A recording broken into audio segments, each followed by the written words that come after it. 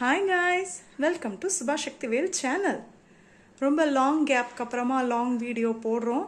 Sorry guys, இனி கண்டினியூவாக வந்துட்டு வீடியோ போடுறதுக்கு நான் ட்ரை பண்ணுறேன் லாங் வீடியோஸ். இன்னைக்கு என்ன ஸ்பெஷல் அப்படின்னு பார்த்தோம்னா பொங்கல் ஸ்பெஷல் பிடிக்கரணை குழம்பு. வாங்க எப்படி செய்யலாம்னு பார்க்கலாம். பிடிக்கரணை குழம்பு செய்கிறதுக்கு இந்த மாதிரி பிடிக்கரணை எடுத்து நல்லா அலசி எடுத்து வச்சுருக்கேன். இப்போ இதில் தண்ணி ஊற்றி கொஞ்சம் கல்லுப்பு சேர்த்து இதை வேக வச்சு எடுத்துக்கலாம். தேவையான அளவு கல்லுப்பு சேர்த்தாச்சு. இப்போ இதை வேக வச்சு எடுத்துக்கலாம்.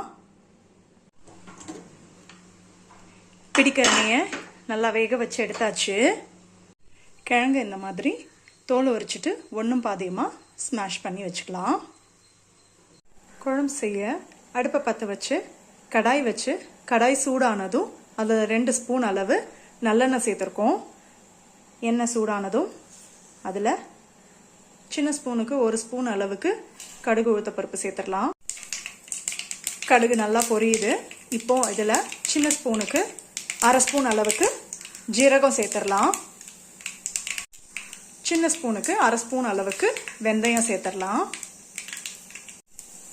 2 பெரிய வெங்காயத்தை பொடிசா அரிஞ்சு வச்சுருக்கோம், அதை சேர்த்துடலாம்.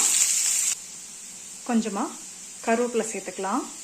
இதில் 20 பல்லு பூண்டை சின்ன சின்னதாக நறுக்கி வச்சுருக்கோம், அதை சேர்த்துக்கலாம். இதில் கொஞ்சமாக பெருங்காயத்தூள் சேர்த்துக்கலாம். வெங்காயம் கொஞ்சம் வதங்கிருச்சு.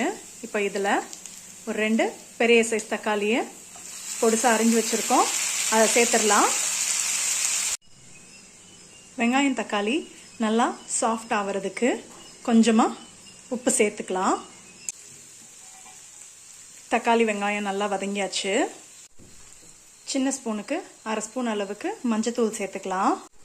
பெரிய ஸ்பூனுக்கு 2.5 ஸ்பூன் அளவுக்கு குழம்பு மிளகாத்தூள் சேர்த்துக்கலாம். சின்ன ஸ்பூனுக்கு 1 ஸ்பூன் அளவுக்கு தனி மிளகாத்தூள் சேர்த்துக்கலாம். லைட்டாக மசாலாவை வதக்கி விட்டுட்டு எண்ணெயில் இப்போ இதில் ஒரு 1/4 கிளாஸ் அளவுக்கு தண்ணி சேர்த்துக்கலாம். ஒரு சின்ன பாத்திரத்தில் தண்ணி வச்சு இதில் ஒரு சின்ன எலும்பிச்சம்பழம் சைஸ் அளவுக்கு புளியை கொஞ்சமாக கல்லுப்பு சேர்த்து ஊற வச்சிடலாம். இதில் நம்ம கரைச்சி எடுத்து வச்சுருக்க இந்த புளியோட ஜூஸை ஆட் பண்ணிடலாம். குழம்புக்கு தேவையான அளவு உப்பு சேர்த்துக்கலாம். 1 ஸ்பூன் அளவுக்கு நாட்டு சர்க்கரையோ இல்லைன்னா வெல்லமோ சேர்த்துக்கலாம். இப்போது குழம்புக்கு தேவையான அளவு தண்ணி ஊற்றிக்கலாம். நான் ஒரு 1/2 கிளாஸ் அளவு தண்ணி ஊற்றிக்கிறேன். தண்ணியை சேர்த்துட்டு டேஸ்ட் பண்ணி பாருங்கள்.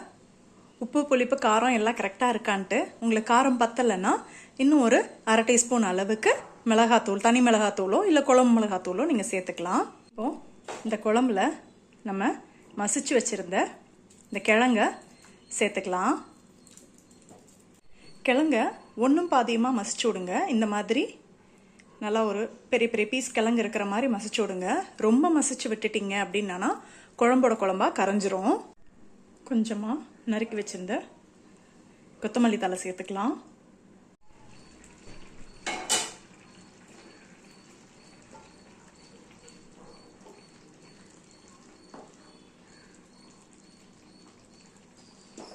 சூப்பரான பிடிக்கரணை குழம்பு ரெடி. இதை வீட்டில் நீங்கள் செஞ்சு பாருங்கள், ரொம்ப டேஸ்ட்டாக இருக்கும். இதை செஞ்சு பார்த்துட்டு எப்படி இருந்தது அப்படின்னு சொல்லிட்டு எனக்கு கமெண்ட்டில் சொல்லுங்கள். இந்த ரெசிபி உங்களுக்கு பிடிச்சிருந்ததுன்னா like, share, comment and subscribe. Bye guys.